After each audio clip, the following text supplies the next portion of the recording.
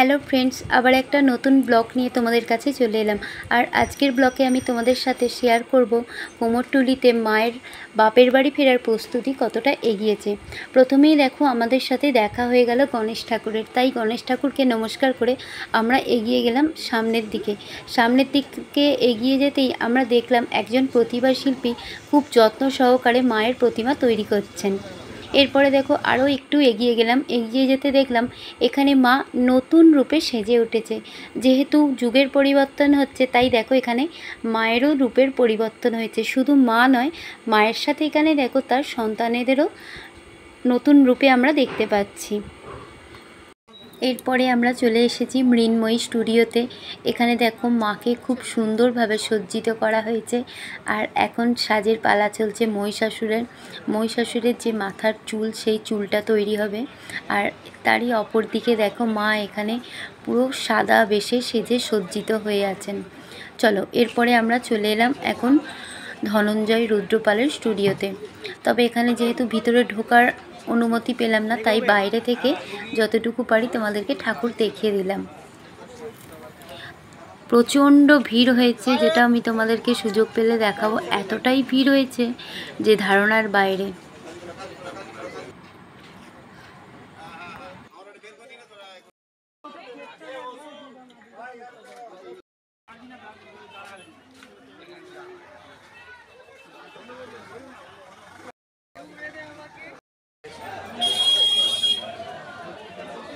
ঠাকুর কোন দিকে যাবে? ঠাকুর দেখো বেরিয়ে পড়েছে এখন প্যান্ডেলের উদ্দেশ্যে।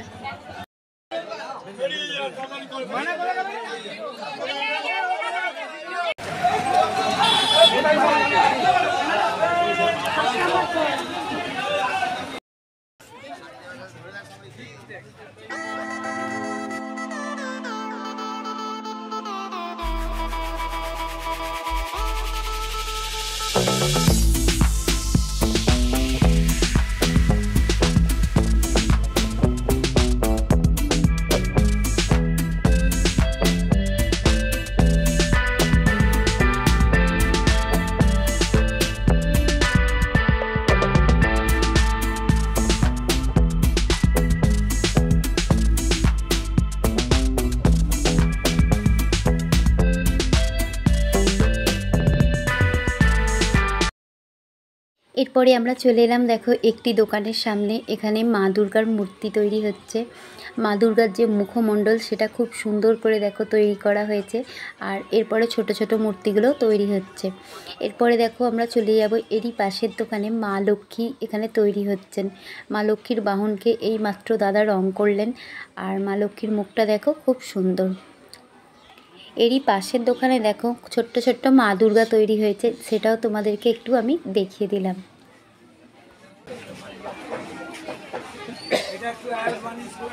এখানকার হাতের কাজগুলো খুব সুন্দর, তাই তোমাদেরকে না দেখিয়ে পারলাম না।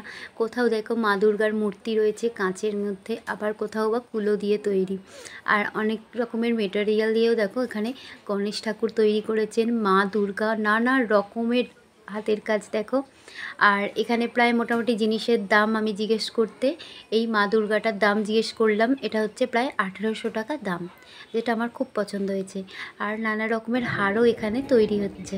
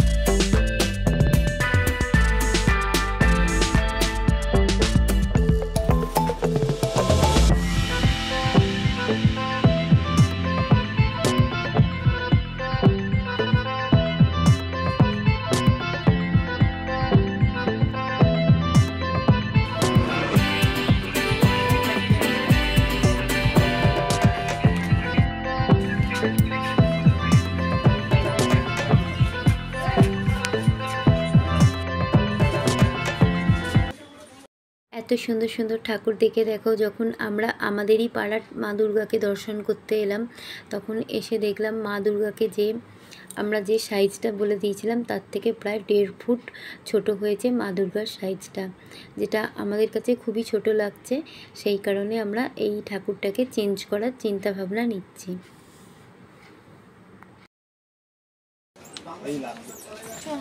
উত্তম পালের স্টুডিও লাগছে রে।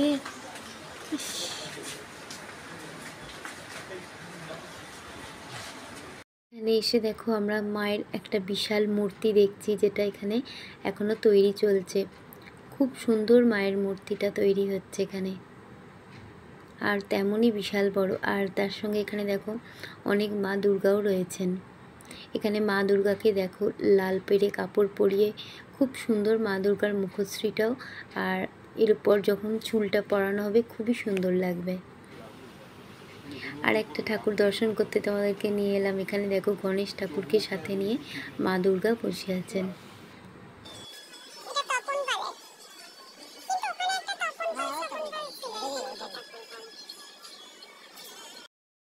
আমরা দেখো এই মুহূর্তে দাঁড়িয়ে আছি মোহনবাসী রুদ্রপালের স্টুডিওর সামনে, যেখানে বিশাল বড় বড় মা দুর্গার মূর্তি রয়েছে আর খুব সুন্দর মায়ের মুখমণ্ডলও। এরপরে দেখো আমরা বাড়ি ফেরার পথে মা লক্ষ্মী দর্শন করলাম, যেখানে নানা রকম নতুনত্বভাবে মা লক্ষ্মীকে সাজানো হয়েছে, তাই সেটাও তোমাদেরকে দেখিয়ে দিলাম। এখান থেকে তোমরা লক্ষ্মী পুজোর জন্য মা লক্ষ্মী কিনে নিয়ে যেতে পারো।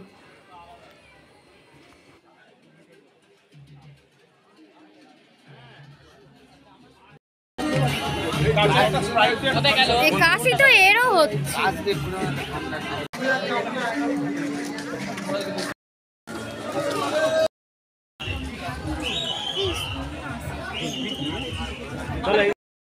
কুমোরটুলির ঠাকুর দর্শন দেখো আমাদের কমপ্লিট, আর আমরা এখন লঞ্চের জন্য বসে আছি।